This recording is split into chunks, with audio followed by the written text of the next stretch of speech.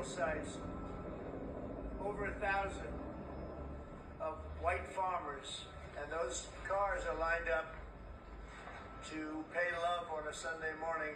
Each one of those white things you see is a cross, and there's approximately 1,000 of them. They're all white farmers, the family of white farmers, and those cars aren't driving. They're stopped there to pay respects to their family member who's killed, and it's a terrible sight. I've never seen anything like it. Both sides of the road you have crosses.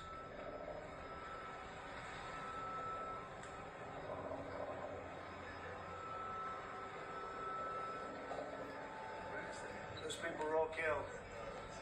Have they told you where that is, Mr. President? No, I'd like to know where that is, because this I've never seen. I don't. Okay. I mean, it's in South Africa. Announced it would be accepting a Qatari jet to be used as Air Force One. Perhaps What are you talking about? Can we have a South African question? Mr. President, The Pentagon's spokesperson. What does this have to do with the Qatari jet?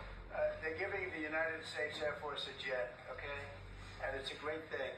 We're talking about a lot of other things. It's NBC trying to get off the subject of what you just saw. You are a real, you're a terrible reporter.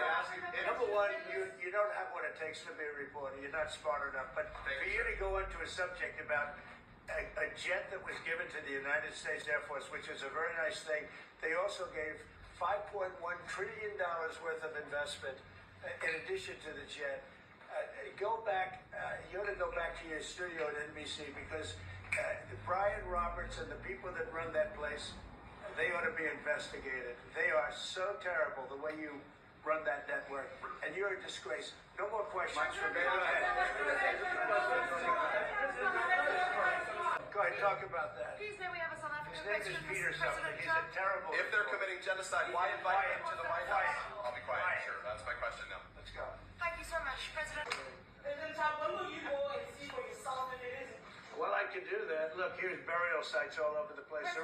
These are all white farmers that are being buried. President Trump. He asks about a jet that was given. My first question You is ought to about be Africa. ashamed. We're not interested in the You know, you are so bad. You're such a bad reporter. If they're committing genocide, why invite them? So if they are committing genocide, why invite the South Africans to the White House? May I finish, please, President Trump?